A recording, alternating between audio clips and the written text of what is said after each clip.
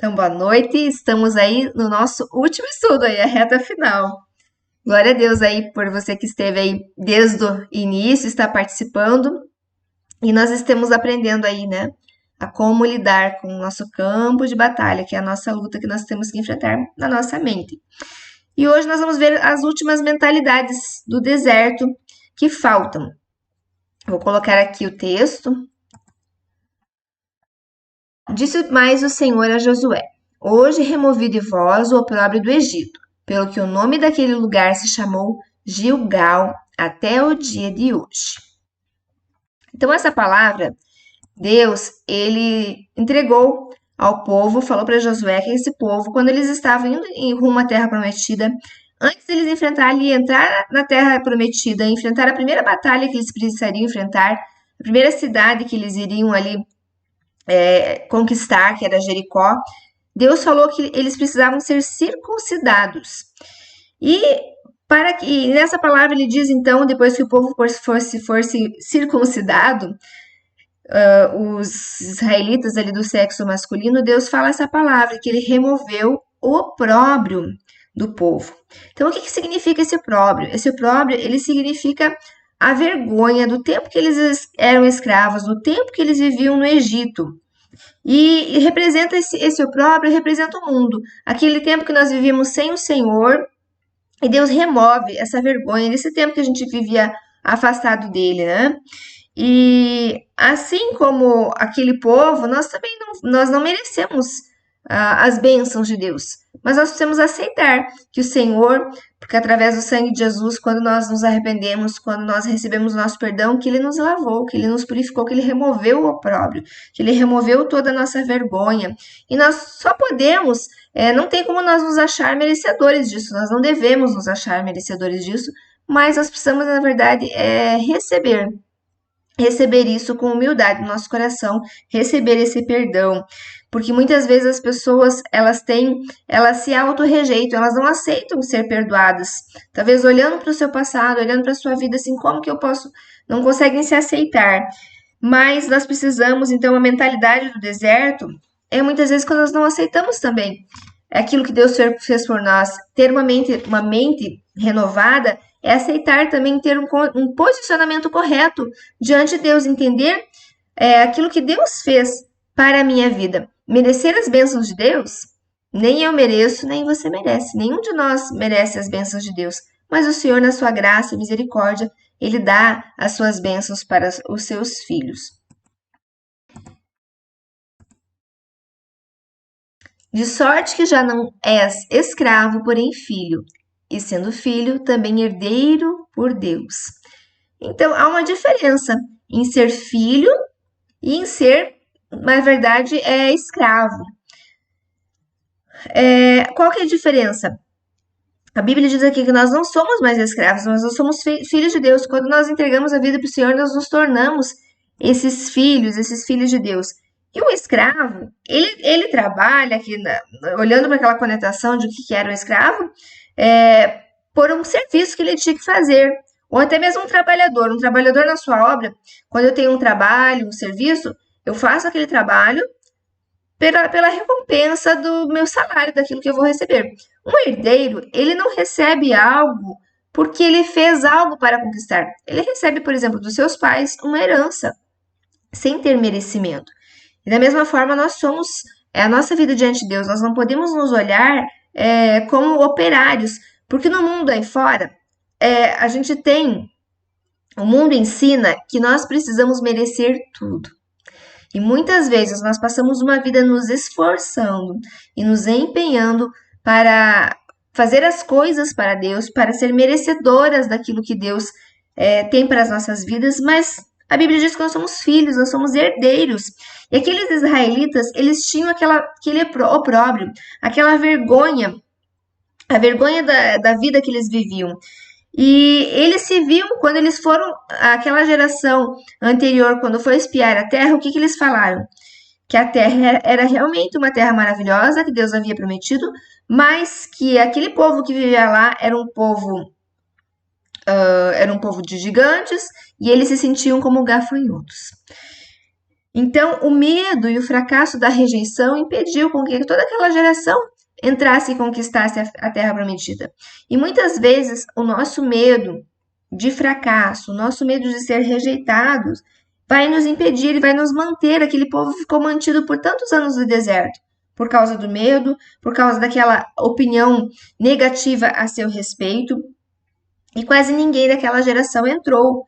E apesar disso, mesmo os filhos, se nós formos ver ali, muitos daqueles israelitas, os filhos deles, daquela geração que entrou, ela não tinha vivido no Egito. Mas por quê? Por que será aí? Por que será que eles ainda tinham que tirar o opróbrio do Egito se era uma geração ali de filhos que haviam nascido no Egito? Por que eles tinham ainda o opróbrio do Egito? Se eles nem viveram lá. Você já se questionou a respeito disso? Então, há coisas que nós podemos também herdar dos nossos pais, das nossas vivências que nós tivemos. E nós podemos herdar pensamentos e padrões. Pode ser que você tenha alguns pensamentos e alguns padrões de pensamentos que você está acostumado a ter, que estão na sua mente, mas que vieram, que você herdou da tua família, da mentalidade dos seus pais, uma mentalidade que pode ser errada, e você passou a ter essa mentalidade. Se eu pensar numa criança, por exemplo, que cresceu com um pai com baixa autoestima, com um pai que tinha uma mentalidade, eu não mereço as bênçãos de Deus, as coisas dão certo para os outros, mas não dá certo para mim. Então esse pai, ele vai transmitir também essa mentalidade para os seus filhos. Então nós precisamos ser conscientes hoje que eu conheço esse Deus, eu tenho essa experiência com Deus, ter consciência também daquilo que eu estou pensando. Aquilo que Deus deseja que eu receba, que eu me enxergue, que eu me veja nessa autoimagem que Deus quer que eu tenha, na imagem que Ele tem ao meu respeito. E essa que deve ser a minha mente, a minha forma de ver. Que Deus recompensa, que Deus abençoa os filhos, mesmo quando nós temos falhas, porque nós temos falhas. E o Senhor nos leva a nos quebrantar, a nos arrepender, mas o Senhor, Ele é nosso Pai, Ele quer nos abençoar. E nós precisamos ter fé e também crer nisso e crer na Sua palavra. Só me diz uma coisa, Jurema, tá certo aí a imagem tá recebendo a letra certinho do post? Porque aqui parece que tá invertido, mas às vezes aqui na minha gravação, que aparece aqui. Só coloca ele, pode responder. Oi? Tá certinho? É que tá aparecendo, invertido aqui pra mim na tela. E daí eu tava preocupada se não estivesse vendo ao contrário. Mas então, beleza. De fato, sem fé é impossível agradar a Deus, porquanto é necessário que aquele que se aproxima de Deus creia que Ele existe e que se torna galardoador dos que o buscam. Então, nós precisamos ter fé naquilo que Deus prometeu, nas suas promessas. Eu falo fé nas promessas de Deus, naquilo que Ele fala a nosso respeito. Então, Deus fala que Ele removeu o opróbrio, quer dizer, Ele removeu a vergonha. Naquele tempo que nós estávamos no mundo, naquele tempo que nós vivíamos sem Deus, Deus removeu essa vergonha. Nós precisamos crer e aceitar essa provisão de Deus para as nossas vidas. Aceitar essa provisão que Deus removeu essa culpa. Porque Deus não quer que eu viva em culpa, que eu viva. Então o Senhor pagou no preço. Pagou na cruz o preço total pelo meu pecado, pagou o preço total, levou sobre ele todas as minhas dores, todas as minhas enfermidades, e eu preciso realmente aceitar essa provisão de Deus sobre a minha vida, mesmo quando nós erramos, porque quem que não erra? Né? Todos nós erramos, todos nós falhamos, mas glória a Deus, porque nós temos disponível a graça e a misericórdia de Deus que nos perdoa.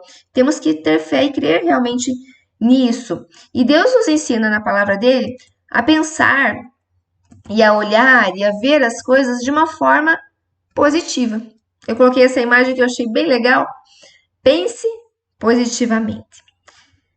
Porque nós precisamos aprender nesse aprendizado que nós passamos aqui, nesse campo de batalha que a gente fala que é na nossa mente, porque às vezes nossa mente tende a pensar em coisas erradas, em coisas negativas.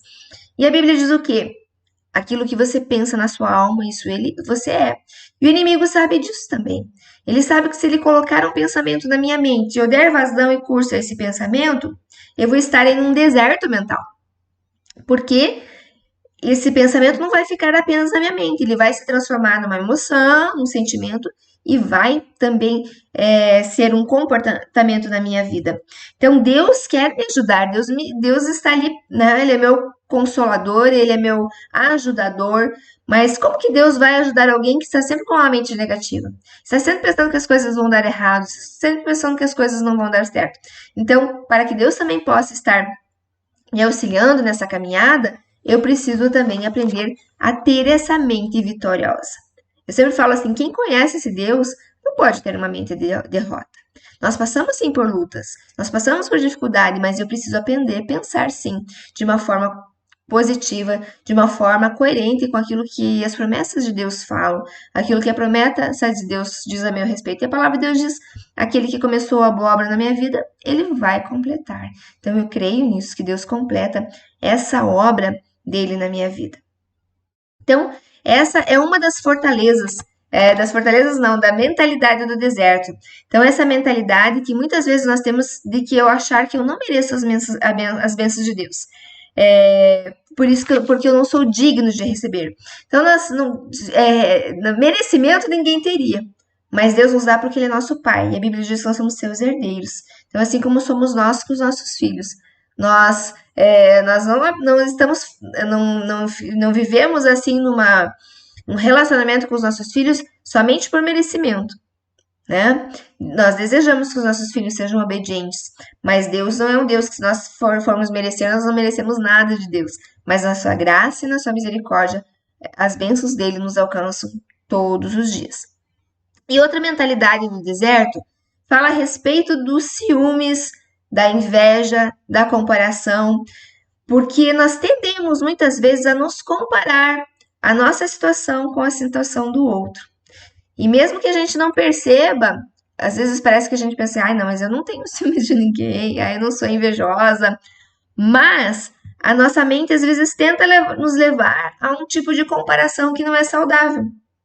Um exemplo bíblico a respeito de inveja é José. Então os irmãos dele ficaram com tantos ciúmes dele, com tanta inveja, porque o pai tinha ali mostrava uma preferência por José, que eles o venderam como escravo. Então eles passaram a ter um comportamento horrível por causa dos ciúmes, por causa da inveja. E é um sentimento que traz um descontentamento em relação a outra pessoa, em relação a algo que nós possamos ver que aquela outra pessoa está tendo, talvez, uma bênção, uma prosperidade, algo assim. E muitas vezes o inimigo às vezes tenta colocar na nossa mente aquele pensamento que Deus só abençoa o outro. As coisas boas só acontecem com o outro, não acontecem comigo. Que as bênçãos de Deus não são para mim. E esse sentimento que muitas vezes, aqui tem uma definição da palavra ciúmes, inveja, como um sentimento de apreensão ou amargura, como o temor de perder o que se tem para outra pessoa. Então o inimigo ele tenta colocar isso assim, se você não for a melhor, você vai perder o outro, né? Então esse é um sentimento que é algo que não é do reino de Deus, mas que o inimigo tenta colocar muitas vezes na nossa mente. E nós precisamos entender, e é algo tão lindo que eu acho que é tão tremendo, porque Deus não fez uma pessoa igual. Fala que nós podemos admirar pessoas. Nós podemos ter pessoas que nos inspiram, e isso faz bem para nós. Nós podemos ter aquelas pessoas como alguém que seja um referencial na nossa vida. E hoje precisa tanto de pessoas que sejam referenciais, né? Pessoas referenciais de verdade, pessoas que temam a Deus, que tenham valores. Mas, mesmo que a gente tenha essas pessoas, e eu tenho certeza que você tem, nós sempre temos pessoas que nós admiramos e que que são referenciais na nossa vida, mas Deus nos fez única.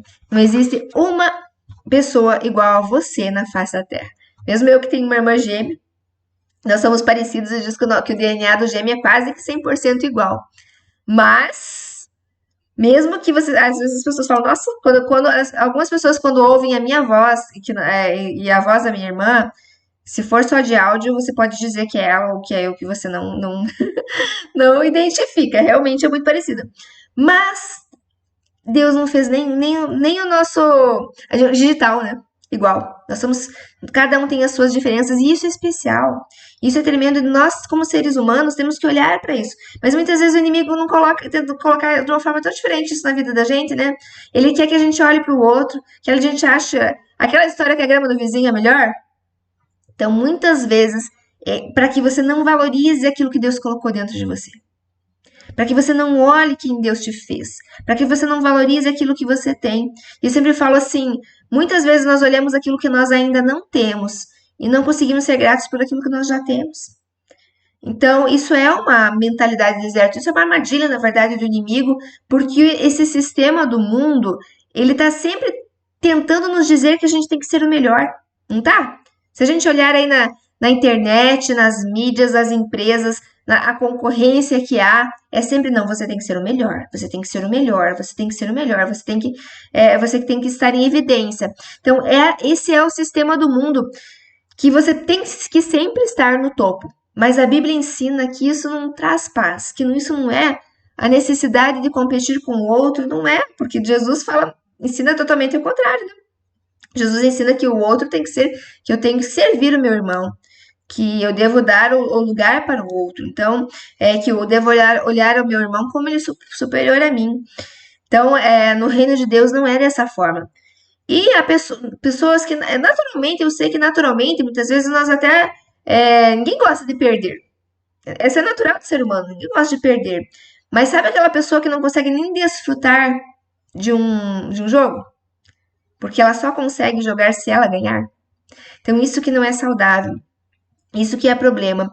Então, para o crente, a promoção vem de Deus. É diferente.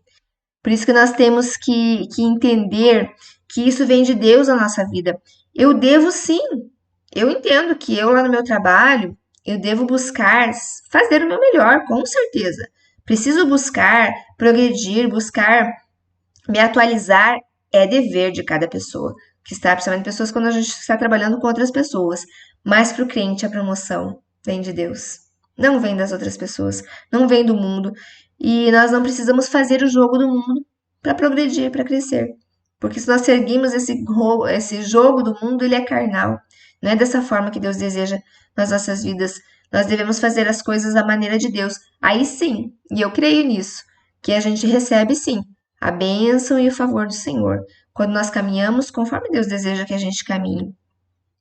E não por minhas obras, porque muitas vezes nós ficamos buscando é, as coisas pela força do nosso braço e eu preciso aprender a confiar em Deus. Fazer a minha parte, mas confiando em Deus.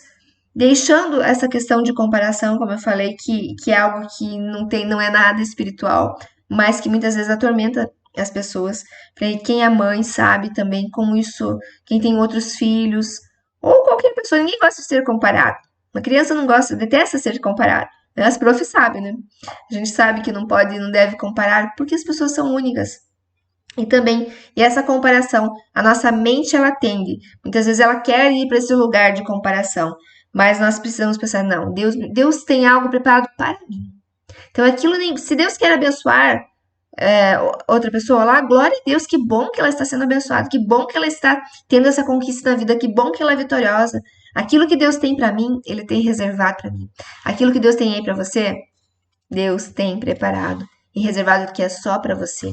E a gente precisa ter isso no nosso coração. E se nós entrarmos nessa direção do como o mundo está, eu sempre falo que sempre vai aparecer alguém melhor. Se a gente olhar, por exemplo, lá aqueles que competem nas Olimpíadas, às vezes aquela pessoa fica até durante anos, assim, ó, vamos dizer, um campeão lá de natação. Ele fica 1 ano, 2 anos, ele fica. Mas chega um momento que alguém supera essa pessoa. Sempre vai ter alguém superando, isso faz parte da vida. Então não faz sentido nós vivermos com essa mentalidade do deserto. Então eu preciso ter isso no meu coração, essa individualidade, entender que eu sou aquilo que Deus preparou para mim é para mim, eu sou única naquilo que Deus me fez e aprender também, porque tem pessoas, vocês conhecem pessoas que às vezes não sabem se alegrar com a vitória do outro? Tem pessoas assim, não tem? Como é triste isso. Não poder, não conseguir ficar alegre, ficar feliz com a bênção na vida do outro. Que triste isso, não é? Né? Porque quando Deus fala que eu tenho que amar o meu próximo, como Cristo amou a igreja, amar o próximo como a mim mesmo, e não consegue celebrar, mas tem pessoas que se alegram com a tristeza do outro, o que é pior ainda, né? E a Bíblia diz que nós precisamos nos alegrar com os que se alegram, chorar com os que choram. Então, quando alguém precisa do meu consolo, eu tô ali junto, consolando com as mesmas consolações que eu sou consolado, mas também eu vejo que às vezes parece que é mais difícil para as pessoas se alegrarem com as vitórias. E nós precisamos celebrar, aprender a elogiar, olhar as coisas boas na vida do outro, celebrar as coisas boas e nos alegrar sim, nos alegrar de muito com a vitória dos outros. E não, e quando a gente vê que a nossa mente, porque às vezes a nossa mente quer isso sim mesmo, quando alguém tá tendo uma vitória, a gente já, poxa, eu também queria isso pra mim. Né? Às vezes vem esse pensamento, mas que bom que essa pessoa recebeu. Não ir para esse lado da comparação, porque essa comparação é uma mentalidade de deserto que Deus não deseja para a nossa vida, mas nós vamos colocar em todo esse lugar a palavra de Deus. A palavra de Deus, eu te abençoo, eu fico feliz que você está sendo abençoado. E outra mentalidade do deserto é vou fazer do meu jeito, ou então não faço de jeito nenhum. Tem gente assim? Se não for do meu jeito, eu não faço. Olha, vou lá te ajudar. Mas se não for do meu jeito, não dá. Se você fizer do meu jeito, a gente faz. Né? Quantas pessoas que são assim? Que elas não têm uma mente. Eu falo que a gente tem que ter uma mente um pouco mais flexível. Nós precisamos também. E até porque, como que eu vou aprender? Se eu acho que só o meu jeito é certo. É só a minha maneira. E quando a gente se abre para ouvir a maneira do outro, para aprender com o outro, quanto que a gente cresce? Quantas coisas que eu já aprendi fazendo algo com alguém, falei assim, nossa, eu nunca tinha pensado em fazer dessa forma. Não é verdade? Então, a gente precisa entender, mas tem pessoas que têm uma resistência a fazer as coisas da sua maneira, só da sua maneira. E isso é uma mentalidade do deserto. Ou pior, pensa que Deus deve fazer tem que fazer da sua maneira. Eu já ouvi frases assim, Deus vai ter que fazer. Já ouviram isso? Ah, mas Deus tem que fazer isso na minha vida. Deus não tem que nada, né? Deus nos abençoa pela sua graça e pela sua misericórdia, mas nós precisamos entender que é no caminho de Deus, conforme a sua direção, conforme a sua palavra. E vamos ver o que diz a palavra do Salmo 78.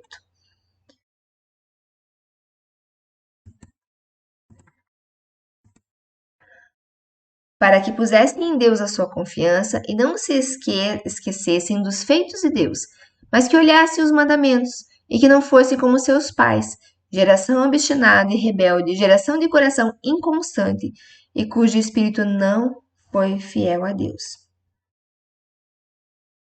Então essa palavra fala, né, a respeito que era necessário que os pais eles ensinassem para os filhos a observar os mandamentos do Senhor, a palavra do Senhor, para que aquela geração ela recebesse isso e não fosse como os seus pais. Sabe, ele está falando da geração anterior, aquela geração que não pôde entrar na Terra Prometida, por quê? Porque era uma geração obstinada, era uma geração rebelde. E eu falo que tem pessoas que têm um vício, já falo que não é nem um costume, é um vício de reclamar. Um vício de achar sempre o pior da situação. É uma mentalidade do deserto. E aquele povo que não entrou no deserto porque eles tinham uma mentalidade assim. E Deus quer que a gente tenha uma mentalidade, como a gente fala, uma mentalidade conforme a sua palavra, conforme o que Deus diz na sua palavra, uma mente positiva, uma mente que pensa a respeito do bem das promessas de Deus. E não uma geração também inconstante, porque aquele povo, sabe o que eles faziam? Por que Deus chama aqui, a palavra chama eles de um povo inconstante? Eles passavam por luta, eles passavam por dificuldade, então eles percebiam, eles viam que eles tinham feito coisas erradas. Então eles se arrependiam, eles pediam perdão a Deus, eles clamavam a Deus, aí Deus vinha com o socorro, Deus vinha com a provisão, trazia a bênção sobre a vida deles, eles até obedeciam as instruções que Deus havia dado, mas isso durava pouco tempo. Na próxima dificuldade que aquele povo tinha, Novamente eles repetiam o mesmo ciclo. Eles começavam a murmurar, eles começavam a reclamar. Então eles não estavam andando em sabedoria. E infelizmente muitas pessoas são assim. Pessoas que conhecem a Deus, que têm uma experiência com Deus, mas a primeira dificuldade começa a murmurar, tá? Está passando ali por luta.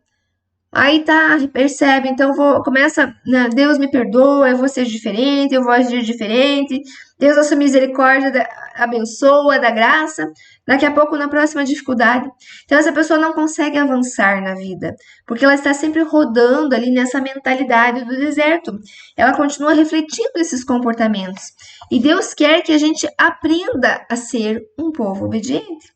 Eu falei ontem na célula a respeito disso, nós falávamos sobre a obediência e eu falei que não tem como eu ensinar obediência para os meus filhos se eu não for uma mãe obediente.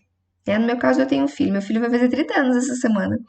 Glória a Deus. Mas nós somos mães, né? Glória a Deus. Louvado seja o Senhor. Como? Meu filho caminha, glória a Deus, caminha com o Senhor, com a minha nora também. Mas eu me lembro dessa caminhada com ele, menor. Não tem como você ensinar a obediência para Deus sendo uma filha rebelde a Deus.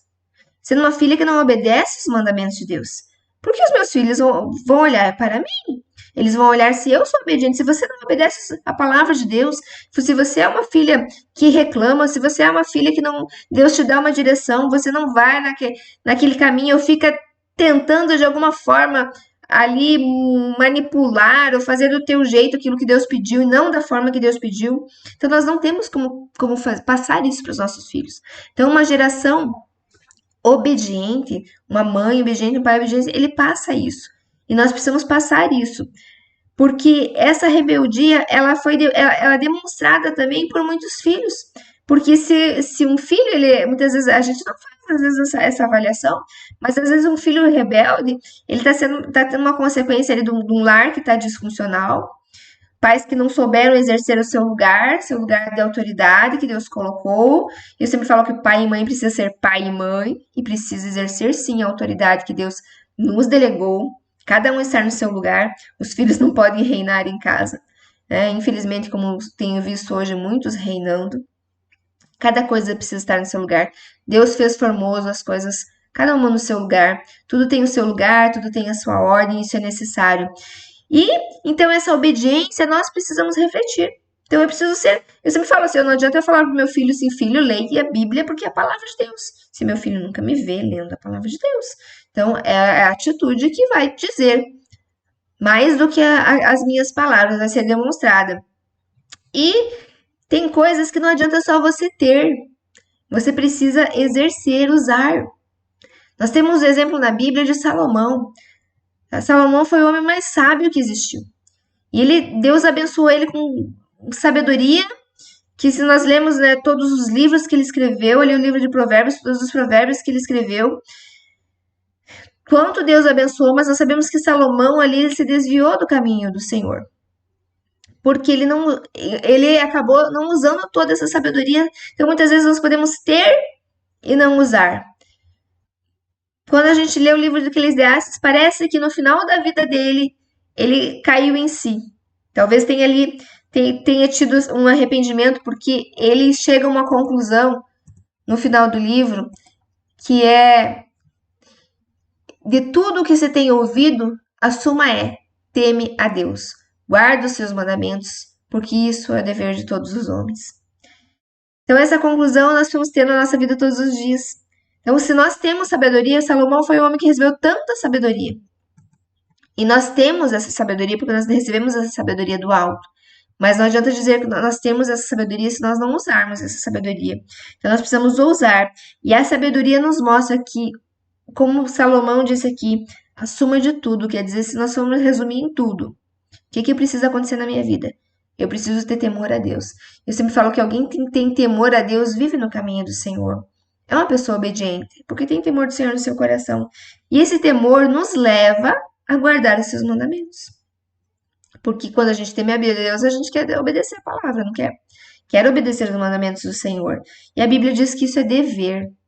de todos os homens. Então, nós devemos viver dessa forma, em obediência. Então, esse é o propósito. E esse é o propósito também da criação. O propósito de Deus nas nossas vidas é adorar a Deus. E como que eu vou viver uma vida de adoração? Uma vida de adoração é uma vida de obediência. É uma vida de um servo que tem caráter, que obedece a Deus, que anda no seu caminho, que anda conforme a sua palavra. E Deus, qualquer coisa na minha vida que esteja fora de ordem, ela precisa ser ajustada através da obediência. Nós que somos profs, a gente sabe quanto que a obediência é importante, não é? Quanto que a obediência é importante e como é difícil quando nós estamos lidando com pessoas que têm um coração desobediente, uma mente de rebelde, uma mente que está sempre contrária. E eu falo que o desobediente sofre porque tem consequências, não tem? A desobediência, ela traz consequência. E nós também, quando nós somos desobedientes a Deus, a palavra de Deus, nós também sofremos. Sofremos as consequências da nossa desobediência. A palavra do Senhor diz, tudo aquilo que o homem plantar, isso ele vai colher, ele vai ceifar. Então, isso é algo na nossa vida também. Então, aqueles filhos, muitas vezes os filhos, eles acabam colhendo por causa de más escolhas dos pais. Pode ser que lá na frente, e muitos acontece, né? Muitas vezes eles têm pais rebeldes, pais desobedientes, eles estão colhendo ali a consequência. Mais para frente eles têm aí umas escolhas diferentes, uma vida com Deus e eles possam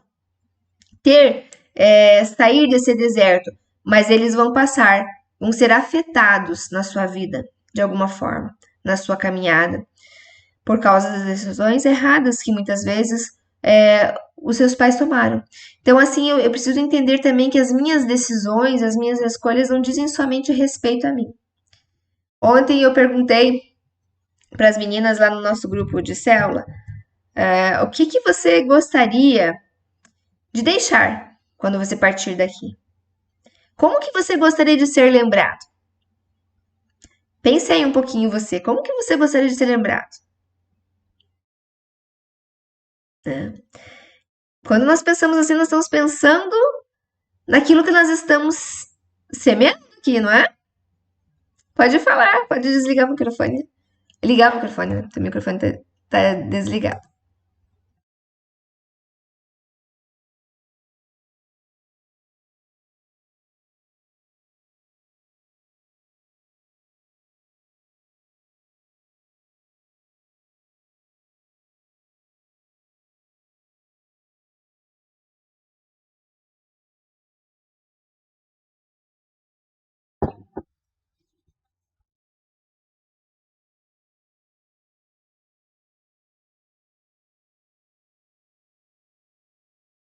Uhum. Mas é uma pergunta que nós devemos pensar. Por que nós vamos ser lembrados por aquilo que nós fizemos aqui?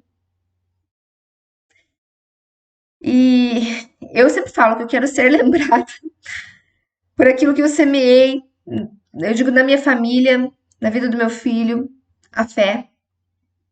Que meu filho, por exemplo, qualquer dificuldade que ele tem, ele passa, eu tenho certeza que Deus está comigo, que em Deus eu venço. E em semear a palavra, de ser um referencial de alguém que é de Deus. Porque não é, eu falo assim, não sou eu que quero ser lembrada, mas lembrada daquilo que Deus pôde fazer através da minha vida, porque eu permiti. Estar naquilo que Deus nos chamou. Talvez o seu chamado seja ser mãe. Maravilhoso. É esse o chamado. Mas você foi a mãe que Deus preparou para que você fosse. Você preparou o seu filho. Como Deus espera, porque a Bíblia diz que os filhos são herança do Senhor. Então ele pertence ao Senhor. E eu estou preparando o meu filho, essa herança, conforme Deus espera que nessa minha missão de mãe, porque como mãe nós temos essa missão, eu estou cumprindo essa missão. E tem mais. Eu falo que depois que nós partimos, as nossas palavras ainda ecoam. Porque palavras, uma vez faladas, elas existem, elas não deixam de existir. Tanto para o bem como para o mal. Por isso que a Bíblia diz sobre as nossas palavras, né? Que nós temos a vida e a morte na boca. A palavra de Deus diz isso. Então há poder na palavra. E mesmo quando nós partimos, essas palavras continuam vivas aqui. E quantas vezes que a gente fala, às vezes de alguém que já partiu, que a gente ama assim, eu não me esqueço disso que minha avó fez para mim. Ou eu não esqueço daquelas palavras. E aquelas palavras fizeram uma diferença que continuam fazendo diferença até hoje na minha vida. Entende? Como isso é tremendo? Então, é algo que nós precisamos refletir sim e pensar. Então, Deus deseja que eu seja. Então, para Deus, em primeiro lugar, essa filha obediente precisa ter essa mentalidade, né? Que essa mentalidade não é de deserto, essa mentalidade é do Senhor. A maneira que Deus deseja que eu realmente pense e viva, deixar essa herança mesmo para os nossos filhos, não só para os nossos filhos, mas para a geração que vai ficar. E uma descendência, uma vida de uma pessoa obediente, ela é fruto de um pensamento errado. Então, por isso que nós estamos falando, nós estamos aqui nessa série inteira a respeito do campo de batalha da mente. Porque nós precisamos aprender a ter o pensamento correto. E não dar lugar a esse pensamento errado que vai gerar uma vida de mentalidade errada, uma vida no deserto, que não é isso que o Senhor tem para nós. Então, eu preciso aprender a lidar com isso. E nosso texto chave, nosso texto que foi usado em todo estudo, que eu vou colocar aqui novamente. Eu pulei aqui sobre a desobediência, né? Então, porque como pela desobediência de um só homem, muitos se tornaram pecadores, assim também por meio da obediência de um só, muitos se tornaram justos. A respeito de Jesus. Então, Jesus foi obediente até o fim. Então, por causa da desobediência de um homem, entrou o pecado no mundo, mas Jesus, ele obedeceu. Ele lutou. Ele venceu ele fez toda a vontade do Pai em obediência. E essa bênção foi sobre nós. Então, Jesus é o nosso maior referencial de obediência. E o texto que eu falei para vocês, então, que é para aqui que fecha o nosso estudo, mas que é o nosso texto base, e esse texto precisa realmente estar na nossa mente. Usamos as armas poderosas de Deus e não as armas do mundo para derrubar as fortalezas do raciocínio humano e acabar com os falsos argumentos. Destruímos todas as opiniões arrogantes que impedem a pessoa de conhecer a Deus. Levamos cativo todo pensamento rebelde, e ensinamos a obedecer a Cristo. Se você aprendeu só esse versículo, que eu creio que muito mais você aprendeu nesse estudo, eu já fico bem feliz, porque este texto ele nos fala a respeito dessas armas que Deus nos deu para lutar, para vencer esse campo de batalha que há na nossa mente, que elas não são carnais, elas são poderosas em Deus. A oração, a comunhão com Deus, a leitura da palavra vai fazer com que a gente possa ter esse discernimento, que quando vem esse raciocínio, quando vem esse pensamento que é disfuncional, quando tenta vir na minha mente essas mentalidades de deserto, entre tantas outras que nós falamos, mais essas mentalidades de deserto que a gente falou hoje, a respeito da comparação, a respeito de tentar fazer as coisas da minha maneira, a respeito da desobediência, a respeito de todas essas questões que fazem com que a gente permaneça no deserto, a gente vai discernir. Quando vem esse pensamento e você sabe que esse pensamento não é de Deus, nós levamos cativo todo o pensamento ao conhecimento de Cristo. E para isso eu preciso sim conhecer a palavra. Eu preciso ter essa comunhão com a palavra de Deus, entender esses pensamentos e rejeitar esses pensamentos. Mas como que eu preciso ter isso? Recebendo os pensamentos de Deus. Aonde que estão os pensamentos de Deus? Onde ficam os pensamentos de Deus? Na palavra de Deus. E a palavra de Deus é o lugar onde eu preciso buscar para ter esse discernimento, para conseguir. Porque uma pessoa que não tem comunhão com a palavra, que não lê a palavra, ela não vence esse campo de batalha da mente. Não vence. Então nós precisamos entender que a forma de derrubar fortaleza da nossa mente é com a verdade. Uma fortaleza na nossa mente, ela não pode ser removida se não vier a verdade. Quando vem a verdade para a minha mente, a verdade da palavra, essa fortaleza é removida, esse raciocínio. esse pensamento disfuncional, esse pensamento que se levanta contra o conhecimento de Deus, ele é removido pela verdade da palavra de Deus. Então eu preciso ter essa comunhão, ter essa intimidade com a palavra para que eu possa realmente entender e que eu possa discernir e lutar através dessas armas que o Senhor me ensinou, através da forma que eu preciso. E para encerrar, essa palavra tão linda, de Isaías 55:8. Porque os meus pensamentos não são os vossos pensamentos, nem os vossos caminhos. Essa palavra é tão maravilhosa, porque essa palavra está falando a respeito dos pensamentos de Deus. Então, muitas vezes, a forma que nós estamos ali pensando não é a forma que Deus pensa, não é os pensamentos que são de Deus. E como que eu vou conhecer esses pensamentos de Deus se eu não conheço a palavra de Deus? Então, os pensamentos de Deus, eles estão na palavra de Deus, porque Deus escreveu seus pensamentos num livro chamado Bíblia, a sua palavra. E eu preciso examinar cada pensamento que vem à minha mente e submetê-lo ao pensamento de Deus, a mente de Cristo. É preciso passar por esse filtro, né? Se concorda com esses pensamentos, se esses pensamentos são os pensamentos realmente de Deus, ou se não, eu preciso levar esses pensamentos cativos à obediência de Cristo, como diz a palavra. Então, a mente é nosso campo de batalha. É nessa esfera que nós lutamos, mas que nós vencemos. Deus nos deu todo o poder, toda a autoridade, toda a graça e toda a capacitação para vencer esse campo de batalha. E quando nós sujeitamos isso à palavra de Deus, nós conseguimos essa vitória, levando todo o pensamento mesmo à obediência de Cristo.